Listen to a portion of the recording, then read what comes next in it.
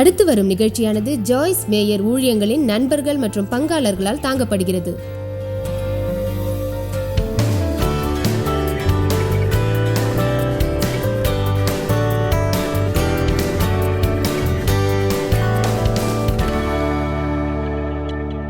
பிதாவே, என்னை சுற்றிலும் அருமையான மக்கள் உள்ளதற்காகவும் இந்த மகத்தான திருச்சபையில் நான் இருப்பதற்கான வாய்ப்பை வழங்கியதற்காகவும் உமக்கு நன்றி. 4வது நாளுக்கான வார்த்தைக்காகவும் மக்கள் சுகமளிக்கப்படவும் நான் ஜெபிக்கிறேன். சங்கீதம் 107:20 உமது வார்த்தை சொல்கிறது, அவர் தமது வசனத்தை அனுப்பி அவர்களை குணமாக்கி அவர்களை அழிவிற்கு தப்புவிக்கிறார்.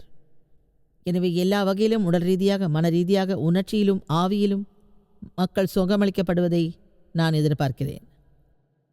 இன்று நாங்கள் அறிந்து கொள்வதற்கு உமக்கு நன்றி. ஆமென்.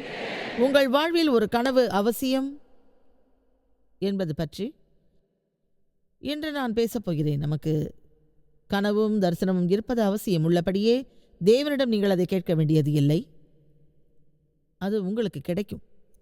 வேதம் சொல்கிறது, முதியவர்கள் கனவு காண்பார்கள், வாலிபர்கள் தரிசனம் காண்பார்கள். ஒரு இடத்தில் அமர்ந்தபடி இயற்கை மீறிய விஷயங்கள் நிகழவும், ஒரு குரல் ஒலிக்கவும், தீர்க்க தரிசனம் கிடைக்கவும், ஒரு தேவதூதன் தோன்றி உறுதி சொல்லவும், என்ன செய்ய வேண்டும் என்று சொல்லவும் அநேக மக்கள் காத்திருக்கிறார்கள் என்று நான் நினைக்கின்றேன்.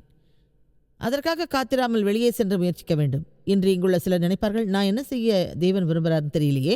நீங்கள் ஏன் சில விஷயங்களை முயற்சிக்கக்கூடாது? அதன் மூலம் எது நடக்கும் எது நடக்காது என்று ஏன் அறியக்கூடாது? தேவனால் பயன்படுத்தப்படுவதை நான் விரும்புகிறேன். அதற்கான முழு விருப்பத்தோடு நான் இருக்கிறேன்.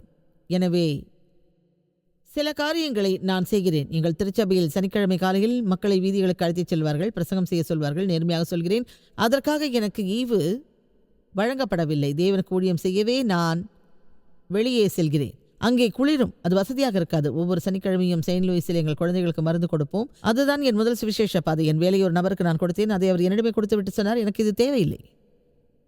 சில தேர்வுகளை அவர் சொன்னார். பிறகு ஒரு நர்சரி பள்ளியில் வேலை பார்த்தேன். அது எல்லோரும் ஏன் சிரிக்கிறீர்கள்? நான் அங்கு 2 வாரம் தான் இருந்தேன். ஆனால் அங்கிருந்த குழந்தைகளுக்கு என்னை பிடிக்கவில்லை. அது எனக்கான அபிஷேகம் இல்லை. அப்போது நான் எப்படிப்பட்ட ஒருவராக இருந்தேன் என்றால், தேவனுக்கு ஊழியம் செய்ய தீர்மானித்தேன். தேவன் என்னை பயன்படுத்த விரும்பினார். எனவே பல விஷயங்களை நான் முயற்சித்தேன். சில நேரங்களில் சில விஷயங்களை நீங்கள் அறிய முற்படுவீர்கள். நீங்கள் வெளியே சென்று துணி வாங்குவீர்கள், அது உங்களுக்கு பொருத்தமாக என்று பார்ப்பீர்கள். அநேக நேரங்களில் அதுதான் எனக்கு வாழ்க்கை முறையாகவும் இருக்கும். சில விஷயங்களை முயற்சிப்பீர்கள், அது பொருந்தும் வரை அது தொடரும். எனவே வெளியே செல்ல தயங்காதீர்கள். கனவுகளும் தரிசனங்களும் நம்பிக்கையும் எப்போதும் எப்போதும் தேவை. அற்புதங்களை விசுவாசியுங்கள். சிலர் கனவு காண்பார்கள், வேலை செய்ய மாட்டார்கள். சிலர் வேலை செய்வார்கள், கனவு காண மாட்டார்கள். இரண்டுமே வேலைக்காகாது. எனவே அதை பற்றி யோசிப்போம். நீங்கள் ஒரு கடின உழைப்பாளியாக இருப்பீர்கள், ஆனால் கனவு காண மாட்டீர்கள். அநேக மக்கள் அப்படி இருக்கிறார்கள் தெரியுமா? அவர்கள் தினமும் எழுந்திருப்பார்கள், வெளியே செல்வார்கள், செய்ய வேண்டியதை செய்வார்கள். ஆனால் அவர்களுக்கு எந்த ஒரு நம்பிக்கையும் இருக்காது, அல்லது வெளியில் வரும் பேச்செக் பற்றியும் தாங்கள் கொடுக்க வேண்டிய பில் பற்றியும் அடுத்த வாரம் பற்றியும் நினைக்க மாட்டார்கள். அப்படி நாம் வாழ முற்பட்டால் அது நமக்கு போர் அடிக்கும். அது ஒரே மாதிரியாக இருக்கும். Boring boring boring. எனக்கு அதை விட மேலான வாழ்க்கை இல்லையா? எப்பவும் பரவசமான விஷயங்களே எனக்கு நிகழும். மீண்டும் அவர்கள் அமர்வார்கள். உள்ளபடியே அது வேலை செய்ய உங்களுக்கு ஒரு கனவு தேவை. உங்கள் வேலையின் கனியை எப்படி பெறுவது என்ற ஒரு நம்பிக்கை உங்களுக்கு தேவை. நாம் மேலே உயர முடியும் என்று விசுவாசிக்க வேண்டும். தேவன் இன்னும் மகத்தானதை செய்வார் என்று விசுவாசிக்க வேண்டும். சிலர் கனவு காண்பார்கள், ஆனால் வேலை செய்ய மாட்டார்கள். அது முட்டாள்தனமானது. ஏனென்றால் வேதம் சொல்கிறது, பிரசங்கி 5:3, கவலைகள் அதிகரிப்பதினால் நமக்கு கனவு பிறக்கிறது, அதற்கு வலிகளும் முயற்சியும் வேண்டும். அதை மீண்டும் சொல்கிறேன், உங்களில் சிலருக்கு கனவு இருக்கும், ஆனால் வேலை செய்ய விரும்ப மாட்டீர்கள். ஆனால் சில நேரங்களில் அது கடினமான விளைவுகளை தரும். நான் விசுவாசிப்பது, நமக்கு ஒரு கனவு இருந்தால் அது கர்ப்பமாக இருப்பது போன்றது. சில பெண்கள் பிள்ளை பெறுவார்கள், அதில் எந்த ஒரு வலியும் இருக்காது. அது அநேகம் பேருக்கல்ல. நீங்கள் ஒரு சில விஷயங்களை பெறுவதற்கு விரும்பினால் நீங்கள் நினைப்பதை விட அதிக விஷயங்களை நீங்கள் உணர வேண்டியிருக்கும். உங்களுக்கு ஒரு கனவு இருக்கும், தரிசனம் இருக்கும், ஒரு நம்பிக்கை இருக்கும், ஒரு திட்டம் இருக்கும். ஆனால் அதற்காக நீங்கள் வேலை செய்ய வேண்டும். அதை பெறுவதற்கு எல்லாவற்றையும் நீங்கள் கடந்து செல்ல வேண்டும். இன்று உங்களை நான் கேட்பது, முடிப்பவருக்கான ஒரு இருதயம் உங்களுக்கு உள்ளதா?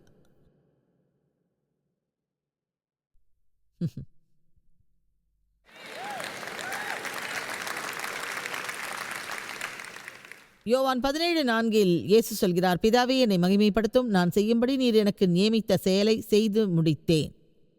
ஒரு விஷயத்தை எப்படி உங்களுக்கு விவரிப்பது என்று தெரியவில்லை. அது ஒரு இயற்கையை மீறிய விஷயம். அதாவது 15 அல்லது 20 வருடங்களுக்கு முன் ஒரு நாள் அந்த வேதவசனத்தை படித்தேன். நான் ஜெபிக்கும் ஒரு நாற்காலியில் அமர்ந்திருந்தேன். அப்போது தொடர்ந்து நான் அழுதேன். தேவன் என்னிடம் சொன்னதை முடிக்க வேண்டிய ஒரு நிலையில் அப்போது நான் இருந்தேன். அது எனக்கு மிகவும் முக்கியமான ஒரு விஷயம். அதை தொடங்குவது ஒன்றும் கடினமல்ல. எல்லோருமே பரபரப்பானவர்கள், எல்லோருமே ஆர்வமானவர்கள். அது புதியது என்பதால் அதில் உணர்ச்சி வேகமும் பரபரப்பும் இருந்தது. அவை எல்லாம் அறியக்கூடியவை. எல்லோருக்கும் ஒரு நேரம் வரக்கூடும். அப்பொழுது யாருமே கைத்தட்ட மாட்டார்கள், ஆரவாரம் செய்ய மாட்டார்கள். அப்பொழுது நான் மட்டுமே தனியாக இருப்பேன். அந்த நிலை என்னை விட்டு நீங்குமா என்று நினைப்பேன். அப்பொழுது நான் செய்யக்கூடிய ஒரே செயல், என் மனதை திடப்படுத்திக் கொண்டு அது நடைபெற தேவனை நான் நாடுவேன். நமது கடன் சுமை நீங்கும் என்று நாம் தீர்மானிப்பதைப் போல, நம் உடல்நிலை சீராகும் என்று நாம் நினைப்பதைப் போல, அதுவும் நமக்கு எளிதாக இருக்கும். அநேக மக்கள் நலிவோடு உள்ளார்கள். ஏன் தெரியுமா? நீங்கள் ஆரோக்கியமின்றி இருக்க வேண்டாம். உங்கள் ஆரோக்கியம் சரியாவதற்கு நீங்கள் எதையாவது செய்யலாம். அதற்கு நீண்ட காலம் ஆகலாம், ஆனால் அது முடியும். என் போதகர் எனக்காக ஜெபிக்க விரும்புகிறேன். அது நல்லது. நீங்கள் விரும்பும்படி நாங்கள் ஜெபிக்கிறோம். ஆனால் ஜெபத்தோடு கூட ஒரு கனவு வரும். அது ஒரு வேதனையான முயற்சியாகும். அநேக மக்கள் ஆசை எலும்பை விரும்புகிறார்கள். ஆனால் நமக்கு தேவை முதுகெலும்பு. அதற்காக நாம் இப்படி சொல்ல தேவையில்லை, நான் விரும்புகிறேன். நமக்கு தேவை ஒரு தீர்மானம். அது மிக பரவசமானதாகும். ஓரிடத்தில் அமர்ந்தபடி தங்களுக்கு ஏதாவது நல்லது நடக்கும் என்று நினைத்தால், அதற்காக எந்த ஒரு முயற்சியும் செய்யாவிட்டால் யாருமே மகிழ்ச்சியாக எப்போதும் இருக்க முடியாது. ஒரு நாள் ஒரு விஷயத்தை நான் கேட்டேன், அது எனக்கு பிடித்தது. நீங்கள் அதிகமாக முயற்சித்தால் அதிகமாக அதை செய்யலாம், குறைவாக முயற்சித்தால் குறைவாக அதை செய்வீர்கள்.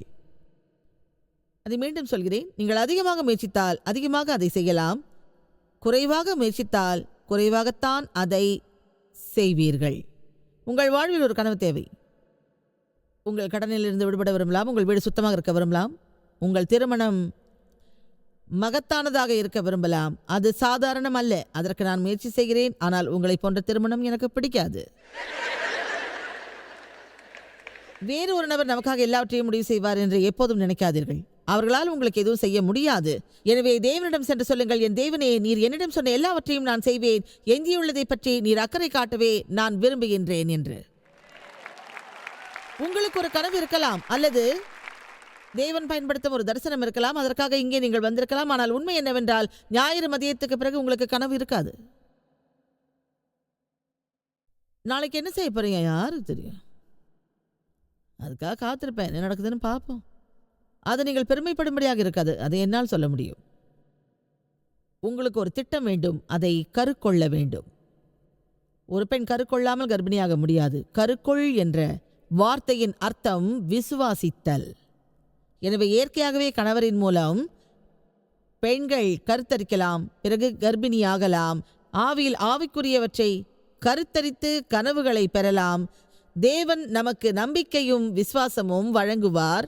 பிறகு நாம் கருத்தரிக்கலாம். ஆனால் அதுதான் முடிவல்ல, அப்படித்தானே? எவ்வளவு பேர் அதை கர்ப்பத்தின் மூலம் பெற முடியும்? எவ்வளவு பேர் பிரசவத்தின் மூலம் அதை பிரசவிப்பார்கள்? அதை அவர்கள் பிரசவம் என்று அழைக்க மாட்டார்கள். இங்கே டெலிவரி அறை ஒன்றும் கிடையாது. அது பிரசவ வேதனை மற்றும் பிரசவித்தல். ஆமென். இன்று காலையில் இதை பற்றிய கற்பனைகள் உங்களுக்கு வரக்கூடும். ஏனென்றால் என் போதனையில் இந்த உதாரணத்தை நான் பயன்படுத்துகிறேன். உங்கள் வருங்காலம் பற்றி நினைப்பதென்ன? ஆதியாகமம் 13. ஒரு சூழ்நிலையில் தேவன் ஆபிரகாமையும் அவன் சகோதரனையும் ஆசீர்வதித்தார். அது மிகவும் உயர்வாக இருந்தது. அவர்களிடம் நிறைய மந்தைகள் இருந்தன, நிறைய மேய்ப்பர்கள் இருந்தனர். யார் மந்தையானது புல்லை தின்பது என்பதில் அந்த மேய்ப்பர்களுக்கு இடையில் வாக்குவாதம் உண்டாயிற்று. மக்கள் எதற்காக வேண்டுமானாலும் சண்டை போடுவார்கள். ஆபிரகாம் தேவனின் விவேகமான மனிதனாக இருந்ததால் அவன் ஆர்வம் காட்டினான். லோத்திடம் சென்று அவன் சொன்னான், நமக்குள் எந்த பிணக்கும் வேண்டாம். அது தேவன் கவனத்தை ஈர்த்தது. சமாதானம் செய்பவர்கள் தேவனுக்கு பிரியமானவர்கள். நாம் எல்லோருடனும் சமாதானமாக இருக்க விரும்புவோம். ஆனால் நீங்கள் ஒரு சமாதானம் செய்பவரா? அவன் சகோதரன் லோத்திடம் சென்றான். ஆபிரகாம் ஆசீர்வதித்திருக்காவிட்டால் அவனிடம் எதுவும் இருக்காது.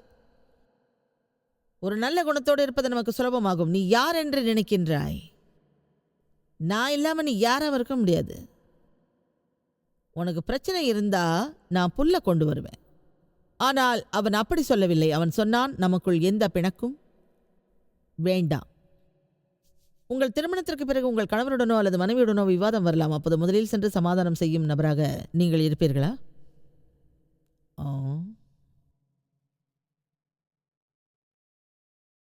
அது என்னோட தவறு இல்லையே. உங்கள் தவறாக அது இல்லாவிட்டால் மன்னியுங்கள் என்று பைபிளில் எங்கும் சொல்லப்படவில்லை. ஒருவேளை அது உங்கள் தவறாகவும் இருக்கலாம். அப்போது நீங்கள் அமைதியாக இருப்பது நல்லது.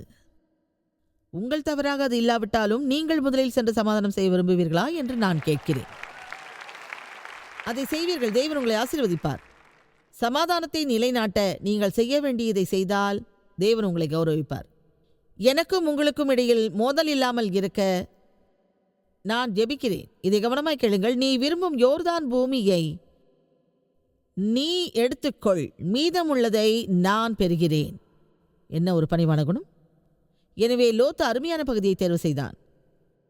மீதமுள்ளதை ஆபிரகாம் பெற்றான். அது அவ்வளவு சிறந்தது அல்ல. அது அவனுக்கு மோசமான நாளாக இருக்கலாம். அவன் இப்படி நினைத்திருப்பான், இதோடு நான் போறேன்னு. அது ஏன் தெரியுமா? சில நேரங்களில் தொடக்கம் மிக பரபரப்பாக இருக்கும். இப்போது நான் ஒரு புத்தகம் எழுதி கொண்டிருக்கிறேன். அது வெளிவர சில ஆண்டுகளாகும். அதன் தலைப்பு மீண்டும் தொடங்குவதற்கு இது ஒன்றும் தாமதமல்ல. எனவே இங்குள்ள அநேக மக்கள் இது ஒன்றும் தாமதமல்ல என்பதை அறிய வேண்டும். நீங்கள் மிகவும் முதியவர் அல்ல, நீங்கள் மிகவும் வாலிபர் அல்ல, உங்களுக்கு அதிகமான பிரச்சனைகள் வந்திருக்காது, உங்களுக்கு வேறு எதுவும் அதிகமாக இருந்திருக்காது. தேவனிடம் மீண்டும் தொடங்குவதற்கு இது ஒன்றும் தாமதம் அல்ல. உங்கள் வாழ்வு மேன்மையாக இருக்கும் என்று இப்பொழுதே நீங்கள் கனவு காணலாம். நீங்கள் மகத்தான ஒருவராக இருப்பீர்கள் என்று நீங்கள் கனவு காணலாம். கடனிலிருந்து விடுபடுவதாக கனவு காணலாம். உங்கள் இல்லத்தில் சமாதானம் இருக்கும் என்று கனவு காணலாம். உங்கள் பிள்ளைகள் மீட்கப்படுவார்கள் என்று கனவு காணலாம். நீங்கள் எதையும் விசுவாசிக்கவில்லை என்றால் உங்களுக்கு எதுவுமே கிடைக்காது. நான் அதிகமாக விசுவாசித்ததால் அதில் பாதியை பெறுவேன். சிறிதளவு விசுவாசித்தால் முழுதும் பெறுவேன். ஆதியாகமம் 13:14.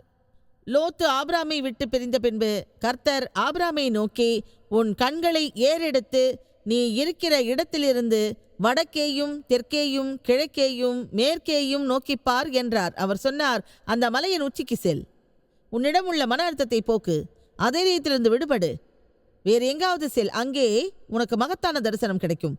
வடக்கேயும் தெற்கேயும் கிழக்கேயும் எங்கு நீ பார்க்கிறாயோ அதை நான் உனக்கு தருவேன். என்று எதை பார்க்கிறீர்கள்? உங்களுக்கு இது தேவை என்று நினைக்கிறேன். நீங்கள் நடிப்பதிலிருந்து அதை நான் சொல்வேன். அவன் அங்கே செல்கிறான். அவர் மேலும் சிலவற்றை சொல்கிறார். அடுத்த வசனம் 17. அதை நேசிக்கிறேன்.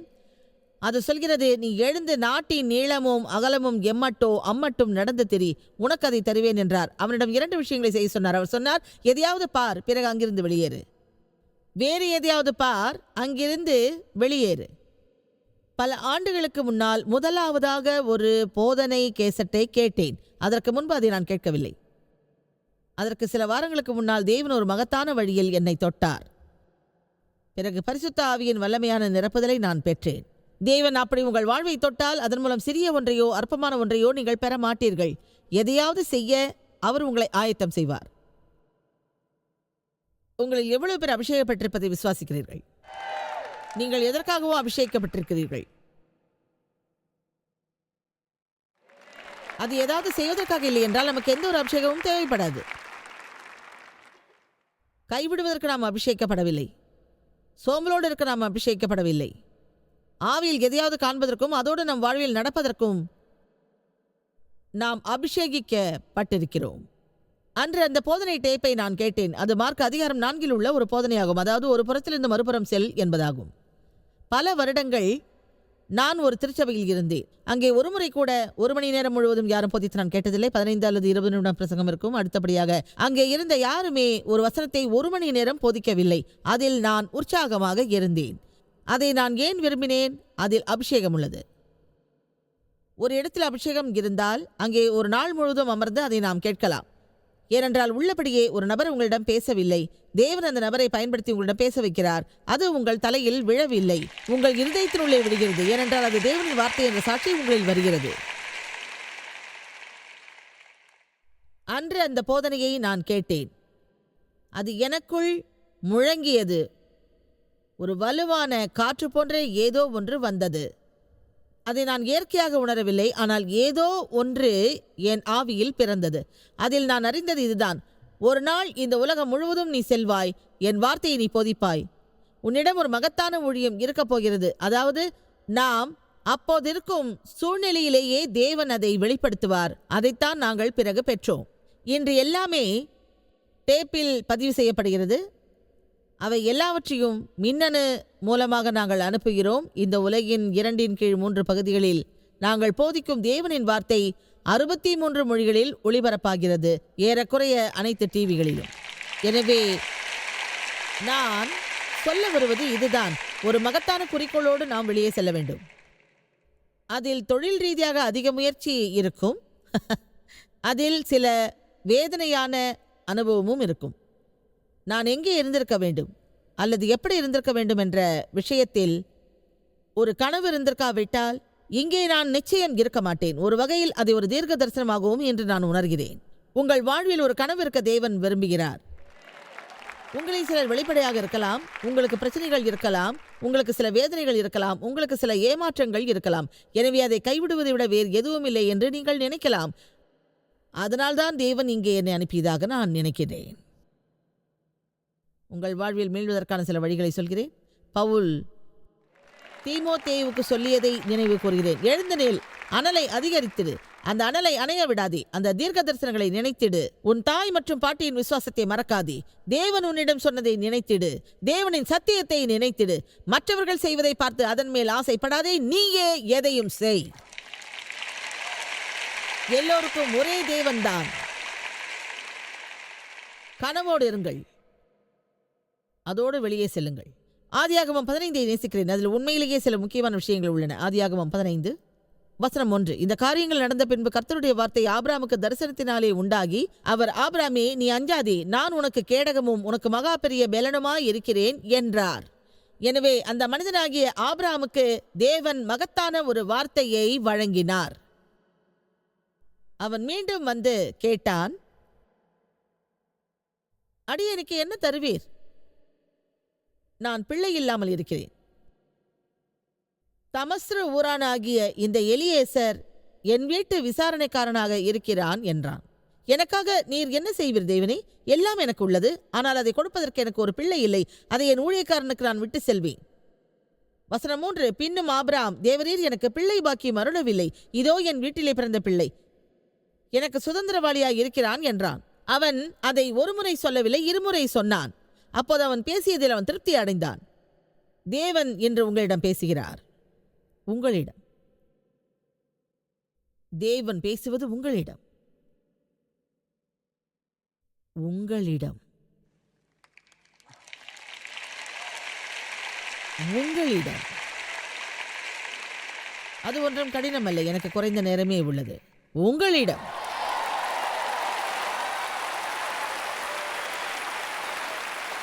அது நிச்சயமாக உங்களால் முடியும். அநேக மக்களின் மனநிலையை நான் அறிவேன். அங்கே நீங்கள் அமர்ந்தபடி ஜோயலை போற்றலாம், அல்லது அங்கே நீங்கள் அமர்ந்தபடி என்னை பாராட்டலாம். அது ஏன் தெரியுமா? உங்கள் மூலமாக பரவசமான எதையாவது தேவன் செய்வார். அது ஒரே மாதிரியாக இருக்காது, ஆனால் அது ஒரே மாதிரி பரவசமாகும்.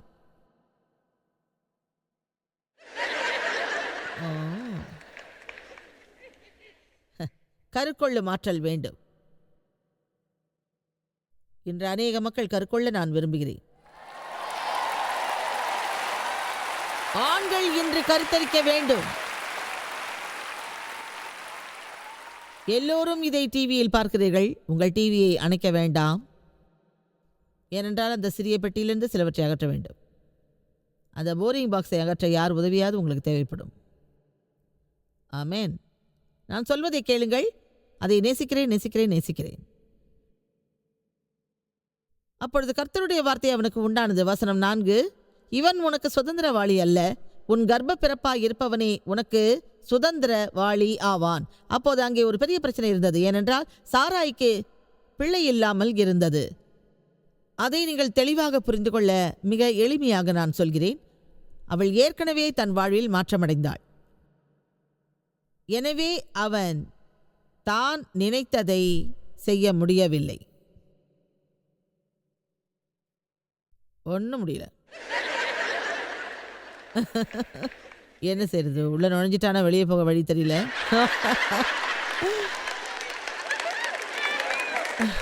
அவர்களில் ஒருவனுக்கு 90 வயது, மற்றவனுக்கு 100 வயது. அப்பொழுது தேவன் சொன்னார், உங்களை நான் ஆசீர்வதிக்கப் போகிறேன், உங்கள் இனம் பெருகும், நீங்கள் இப்படியாக இருப்பீர்கள், நீங்கள் அப்படியாக இருப்பீர்கள். அவன் சொன்னான், எனக்கு ஒரு குழந்தை கூட இல்லை.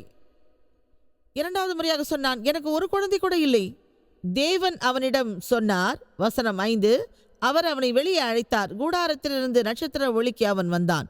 அவர் சொன்னார், நீ வானத்தை அண்ணாந்து பார், நட்சத்திரங்களை எண்ண உன்னாலே கூடுமானால் உன் சந்ததி இவ்வண்ணமாய் இருக்கும் என்றார். ஆபிராம் தேவனை விசுவாசித்தான். கவனியுங்கள், சிலவற்றை நாம் தவறவிடக்கூடாது. எதனால் தேவன் அவனை கூடாரத்திலிருந்து வெளியே அழைத்தார்? ஏனென்றால் பல காலமாக நம்மிடம் உள்ளவை பழையதாகும். ஒரே மாதிரியான கூடாரம், ஒரே மாதிரியான 4 சுவர்கள், ஒரே பில்கள், பணமில்லை, முதுகுவலி, சத்தமிடும் குழந்தைகள், டர்ட்டி டயப்பர்கள், டர்ட்டி டிஷஸ், உடைந்த குளிர்சாதன பெட்டி.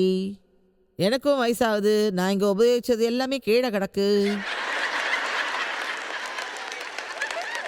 நீங்கள் திருமணம் செய்தவரை பாருங்கள், உங்கள் தலைமுடி உதிர்ந்து விட்டது, உங்கள் தொப்பை பெருசு, அப்படித்தானே?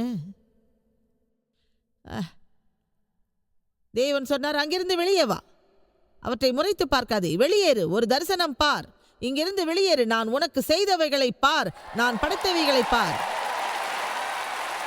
ஆமென். ஹல்லேலூயா. நீங்கள் முழுவதாக உணர்ந்தால் உங்கள் கூடாரத்தை விட்டு வெளியே வாருங்கள், நடந்து செல்லுங்கள், ஒரு நீர்நிலையை பாருங்கள், ஒரு மலையை பாருங்கள், அது இல்லாவிட்டால் ஒரு குன்றை பாருங்கள். செயல்படுங்கள், உங்களை ஊக்கப்படுத்துபவரோடு இருங்கள். திருச்சபைக்கு செல்லுங்கள், நல்ல இசையை கேளுங்கள், அங்கே அமர்ந்தபடி பொய் பேசுபவரோடு பேசாதீர்கள், அதனால் உங்களுக்கு நன்மை வராது. நீங்கள் ஆவியோடு இருப்பதில் உறுதியாக இல்லாவிட்டால் எந்த ஒரு நன்மையும் உங்களுக்கு நிகழாது. பிறருக்கு செய்யும் தேவன் அதை உங்களுக்கும் செய்வார்.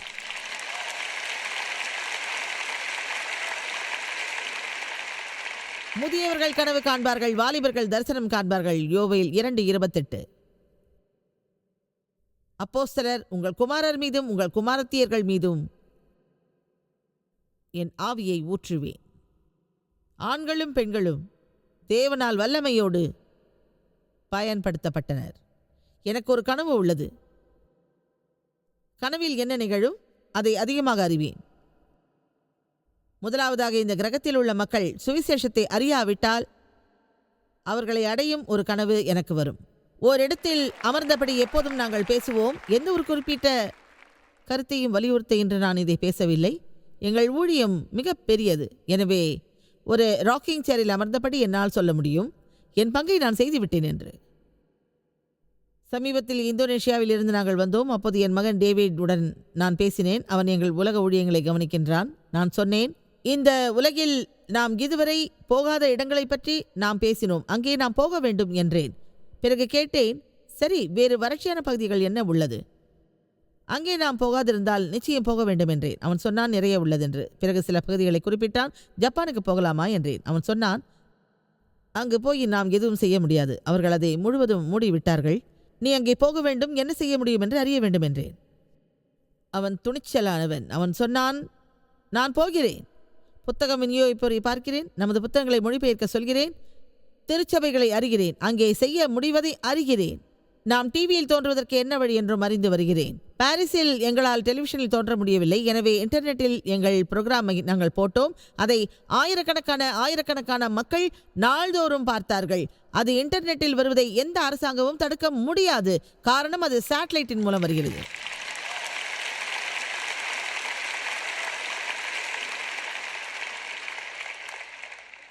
காத்திருந்து பாருங்கள், அதை முன்கூட்டியே சொல்வேன். ஜப்பானில் ஏதோ ஒன்றை செய்வோம். அங்கே கதவுகள் திறக்கும், அங்கே சுவிசேஷம் போதிக்கப்படும், அது டெலிவிஷனில் ஒளிபரப்பாகும் என்று விசுவாசிக்கிறேன். அது அநேக ஆத்துமாக்களை காப்பாற்றும். இப்போது இந்த வருட என் பிறந்த நாளில் என் வயது 70 ஆகும். இன்று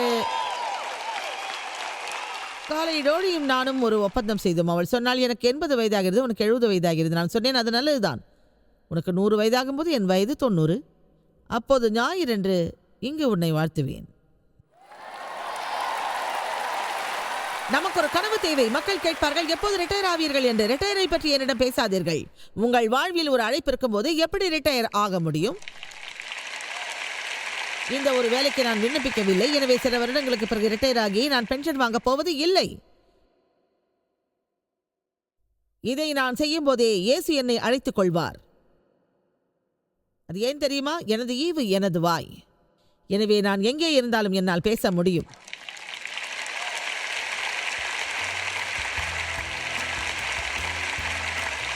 உங்கள் வாழ்வில் ஒரு கனவு வேண்டும். தேவன் வழங்கிய கனவை நிறைவு செய்வது அவ்வளவு சுலபமான ஒரு விஷயம் அல்ல. ஆனால் அதற்காக நான் எடுக்கும் முயற்சியும் செய்யும் தியாகமும் மிக மதிப்பானதாகும். கைவிடாதீர்கள்.